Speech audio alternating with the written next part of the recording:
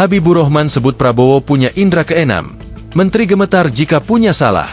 Wakil Ketua Umum Partai Gerindra Habibur Rahman menyebutkan, para Menteri Kabinet Merah Putih yang berbuat salah selalu gemetar ketika hendak rapat dengan Presiden Prabowo Subianto. Habibur Rahman menyatakan, publik semestinya tidak menganggap remeh Prabowo, karena menurutnya Prabowo adalah sosok yang dapat dibohongi oleh para pembantunya di kabinet. Jangan kita underestimate dengan Pak Prabowo. Jangan seolah-olah Pak Prabowo gampang saja dikibulin para menteri, akan gampang saja dikerjain para menterinya.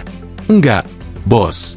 Susah banget, ujar Habibur Rahman dalam acara Sarasehan Aktivis Lintas Generasi Memperingati Reformasi 1998 di Hotel JS Luansa, Jakarta, Rabu, 21 Mei 2025. Itu menteri-menteri mau rapat dengan Pak Prabowo saja sudah gemetaran kalau ada kesalahan.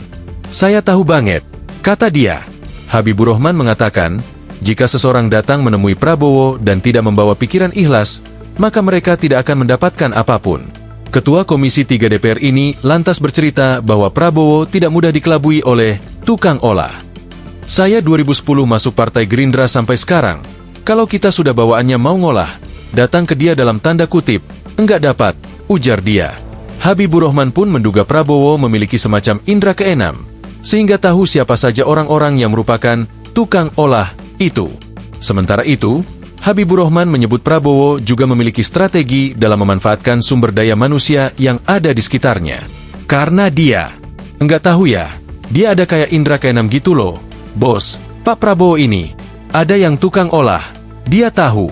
Memang tentu Pak Prabowo ini punya strategi dalam mengelola SDM di sekitar beliau. Dan ini juga ada masalah realitas politik. Enggak mungkin saat ini ada parpol yang bisa berkuasa sendirian, kata dia. Download Tribun X sekarang, menghadirkan lokal menjadi Indonesia.